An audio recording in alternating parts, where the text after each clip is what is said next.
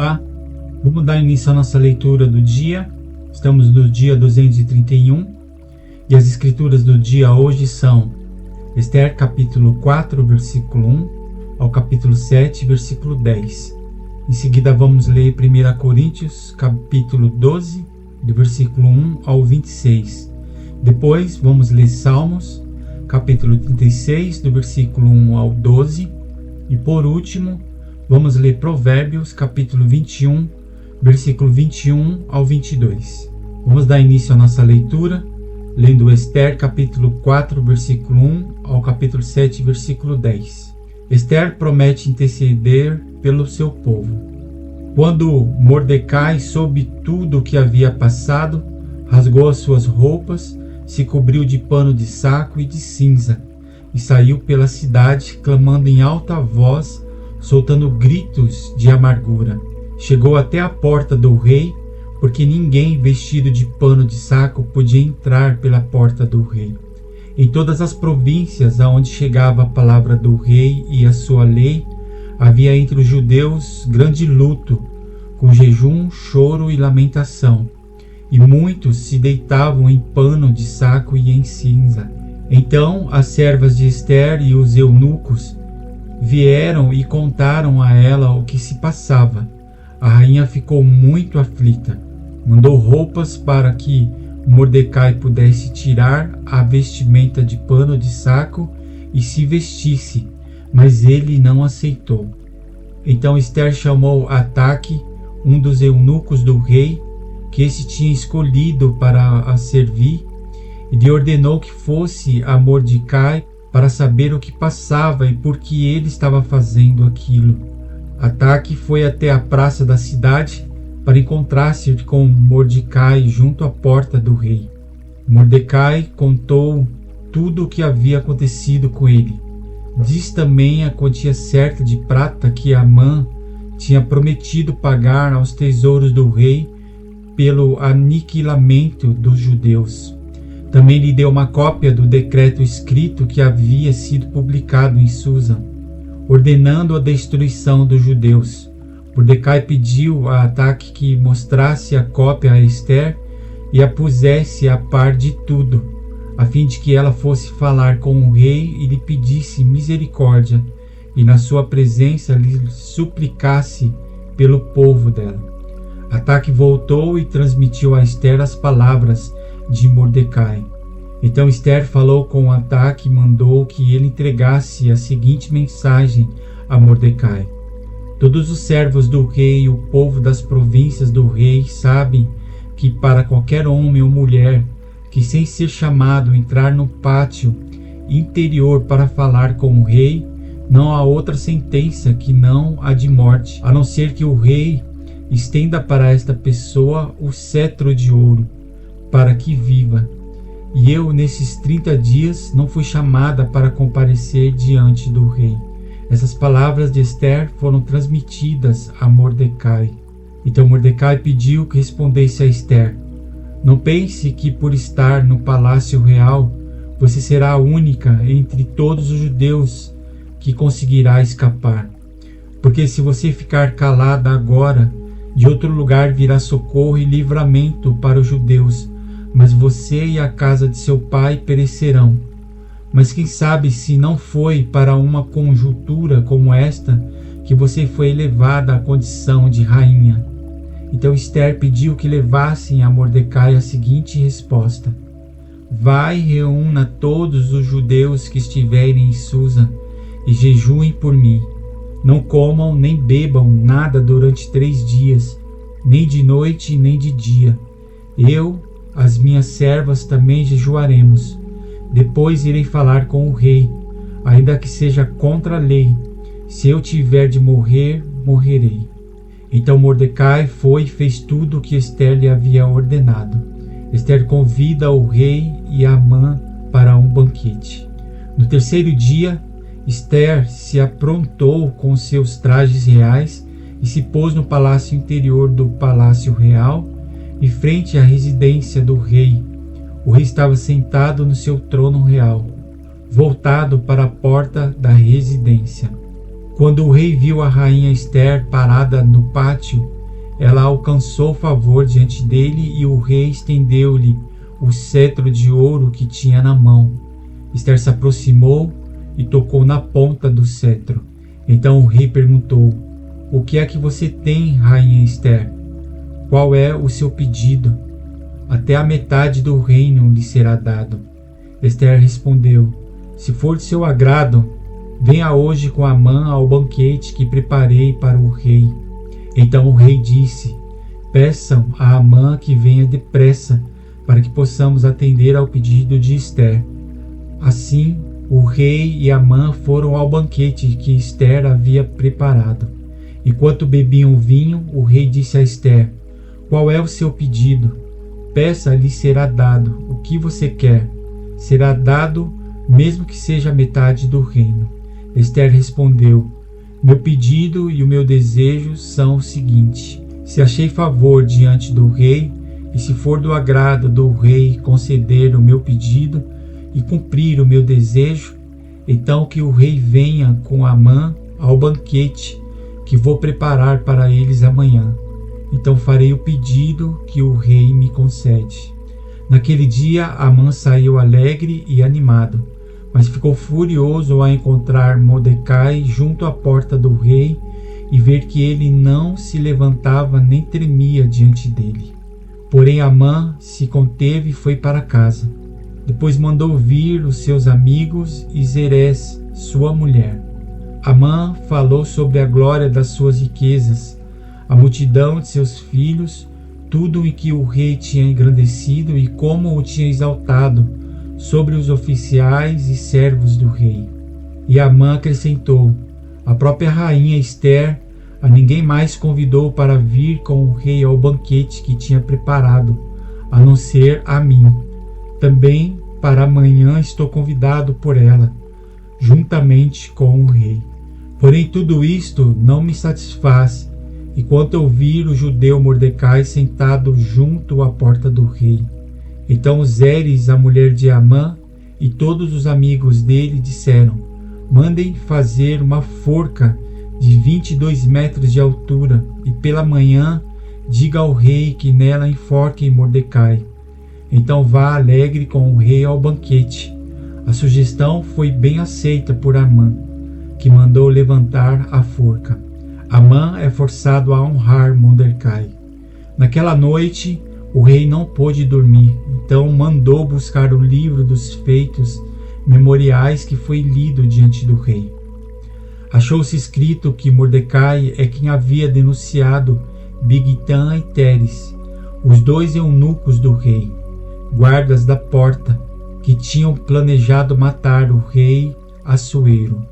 Então o rei perguntou: que honras e distinções foram conferidas a Mordecai por ter feito isto? Os servos do rei que o serviam responderam: ele não recebeu nenhuma recompensa. O rei perguntou: quem está no pátio? Ora, Amã tinha entrado no pátio exterior do palácio real para pedir ao rei que Mordecai fosse pendurado na forca que ele, Amã, lhe havia preparado. Os servos do rei lhe disseram: Amã está no pátio. Então o rei mandou que ele entrasse. Amã entrou e o rei lhe perguntou: o que você acha que deveria ser feito ao homem a quem o rei deseja honrar? Então Amã pensou assim: a quem mais o rei poderia querer honrar a não ser a mim? Por isso ele respondeu ao rei: quanto ao homem a quem o rei gostaria de honrar, que sejam trazidos os trajes reais que o rei costuma usar, e o cavalo em que o rei costuma andar montado, e sobre cuja cabeça tenha sido colocada uma coroa real. Que os trajes e o cavalo sejam entregues a um dos mais nobres oficiais do rei, para que se encarregue de vestir aquele a quem o rei deseja honrar. Depois que o leve a cavalo pela praça da cidade, proclamando em voz alta: é isto que se faz ao homem a quem o rei deseja honrar. Então o rei disse a Amã: vá depressa, pegue os trajes e o cavalo, e faça com que o judeu Mordecai tudo o que você falou. Ele está sentado junto à porta do rei, e não omita coisa nenhuma de tudo o que você falou. Amã pegou os trajes e o cavalo, vestiu Mordecai e o levou a cavalo pela praça da cidade, proclamando em voz alta: é isto que se faz ao homem a quem o rei deseja honrar. Depois disto, Mordecai voltou para a porta do rei, enquanto Amã foi correndo para casa, angustiado e de cabeça coberta. Amã contou a Zeres, sua mulher, e a todos os seus amigos tudo o que tinha acontecido com ele. Então seus amigos, que eram sábios, e Zeres, sua mulher, disseram: se Mordecai, diante do qual você já começou a cair, é da descendência dos judeus, você não conseguirá fazer nada contra ele. Você certamente será derrotado.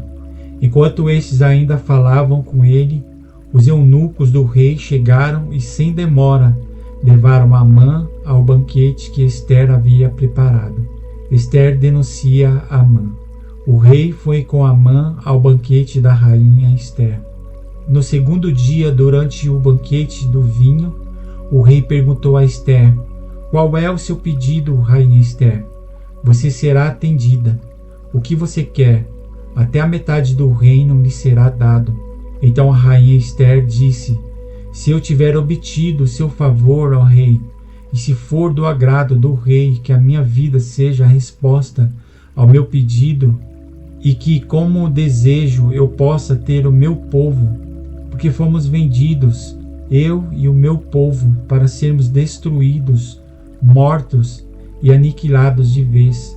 Se ainda nos tivessem vendido como escravos e escravas, eu me calaria, pois não valeria a pena incomodar o rei por uma coisa dessas. Então o rei Assuero perguntou à rainha Ester: quem é esse cujo coração o instigou a fazer uma coisa dessas? Onde está esse homem? Ester respondeu: o adversário inimigo é esse malvado Amã. Então Amã ficou apavorado diante do rei e da rainha. O rei, no seu furor, se levantou do banquete do vinho e passou para o jardim do palácio. Amã, porém, ficou para rogar por sua vida à rainha Ester, pois viu que o mal contra ele já estava determinado pelo rei. Quando o rei voltou do jardim do palácio para a casa do banquete do vinho, Amã tinha caído sobre o divã em que se achava Ester. Então o rei disse: será que ele queria desonrar a rainha diante de mim, aqui no meu palácio? Quando o rei acabou de dizer estas palavras, cobriram o rosto de Amã. Então Arbona, um dos eunucos que serviam o rei, disse: eis que existe junto à casa de Amã a forca de 22 metros de altura que ele preparou para Mordecai, aquele que havia falado em defesa do rei. Então o rei disse: que ele seja enforcado nela. E assim enforcaram Amã na forca que ele tinha preparado para Mordecai. Então o furor do rei se aplacou. Agora vamos ler 1 Coríntios capítulo 12, do versículo 1 ao 26, sobre os dons espirituais. Irmãos, não quero que vocês estejam desinformados a respeito dos dons espirituais. Vocês sabem que quando eram gentios, se deixavam conduzir aos ídolos mudos, conforme vocês eram guiados. Por isso, quero que entendam que ninguém que fala pelo Espírito de Deus afirma anátema Jesus. Por outro lado, ninguém pode dizer Senhor Jesus, senão pelo Espírito Santo. Ora, os dons são diversos, mas o Espírito é o mesmo. E também há diversidade nos serviços, mas o Senhor é o mesmo.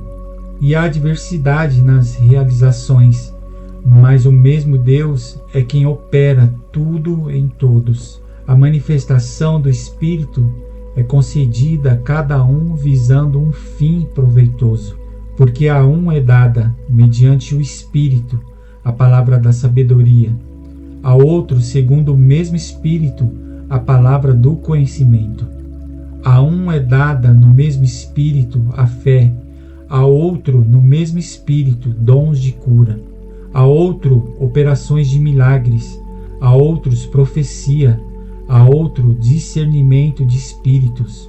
A um é dada a variedade de línguas e a outro capacidade para interpretá-las. Mas um só e o mesmo Espírito realiza todas essas coisas, distribuindo-as cada um individualmente conforme Ele quer. A unidade da Igreja. Porque assim como o corpo é um e tem muitos membros, e todos os membros, mesmo sendo muitos, constituem um só corpo, assim também é com respeito a Cristo. Pois em um só Espírito todos nós fomos batizados em um só corpo, quer judeus, quer gregos, quer escravos, quer livres, e a todos nós foi dado beber de um só Espírito. Porque também o corpo não é um só membro, mas muitos. Se o pé disser, porque não sou mão, não sou do corpo, nem por isso deixa de ser do corpo.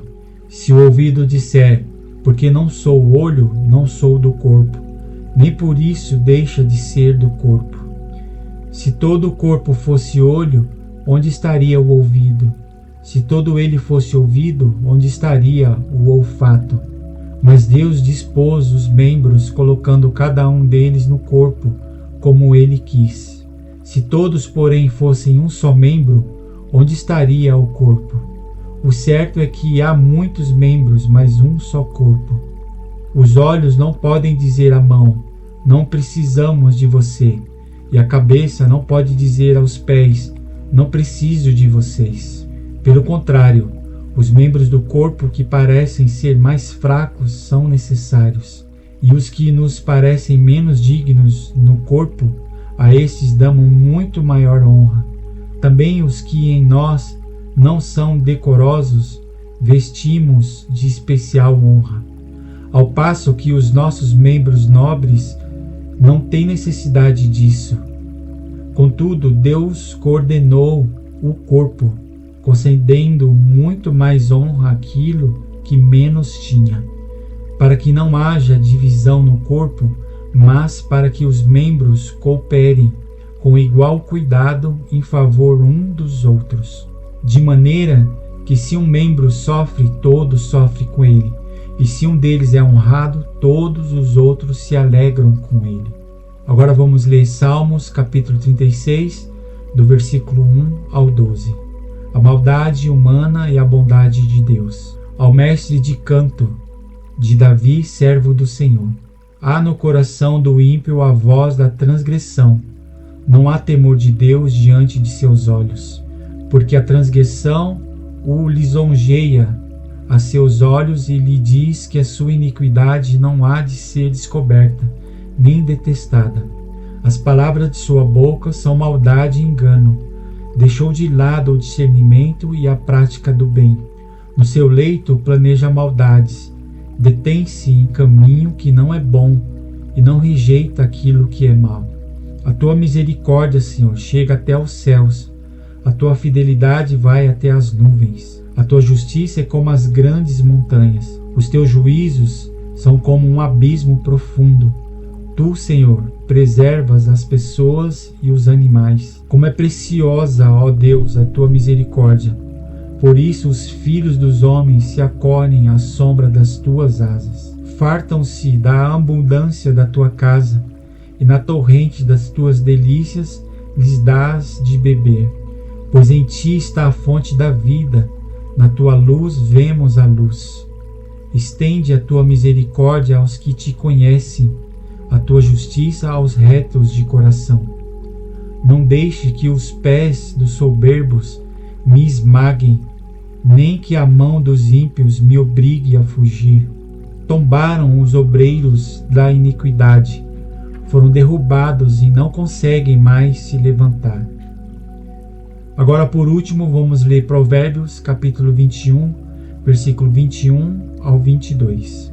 Quem segue a justiça e a bondade achará a vida, a justiça e a honra. O sábio escala a cidade dos valentes e derruba a fortaleza em que eles confiam. E aqui encerramos a leitura do nosso dia. Obrigado pela sua participação. Que Deus abençoe o seu dia e amanhã estaremos aqui novamente. Um grande abraço e até amanhã.